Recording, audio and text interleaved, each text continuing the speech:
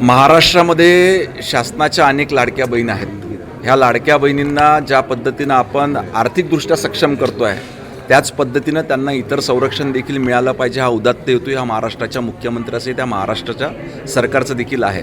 आज त्याच संदर्भात कोल्हापूर जिल्ह्याच्या दौऱ्यावर असताना ह्याकरिता विशेष कार्यरत असणाऱ्या आमच्या निर्भया पथकाचा आढावा ह्या ठिकाणी घेतला आणि निर्भया पथकाच्या माध्यमातून, भरोसा सेलच्या माध्यमातून अजून जास्तीत जास्त जनजागृती विशेष करून आमच्या महिला भगिनींकरता, आमच्या छोट्या मुलींकरता व्हावी आणि त्यांना जास्तीत जास्त सुरक्षितता प्रदान करावी, ह्या संदर्भात आढावा बैठक घेतली. पण जर बघितलं तर 2014पासनं जेव्हापासून साधारणतः देवेंद्रजी फडणवीस हे ह्या राज्याचे मुख्यमंत्री झाले आणि गृह विभागाची जबाबदारी सांभाळली, तर अनेक गृह विभागाचे प्रकल्प आपण संपूर्ण राज्यभर राबवितो आहे.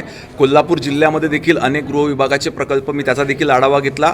त्याचे देखील प्रकल्प पूर्ण झाले आहे. काही 1-2 प्रकल्प आहेत ते अपूर्ण आहेत, ते देखील येणाऱ्या काळात लवकरात लवकर पूर्ण होतील. अत्याचाराचे प्रमाण वाढत्या याच्यावरती नाही. आपण जर का आढावा त्याचा घेतला, आपण त्याची आकडेवारी जर बघितली, तर आपण ते नियंत्रित करण्याचा पूर्णपणे प्रयत्न करतो आहे. मागच्या वर्षीपेक्षा यावर्षी तो आकडा नियंत्रित आलेला आहे. परंतु येणाऱ्या काळात निश्चितपणे अजून आपली यंत्रणा मजबूत करून जास्तीत जास्त संरक्षण आपण नागरिकांना देऊ.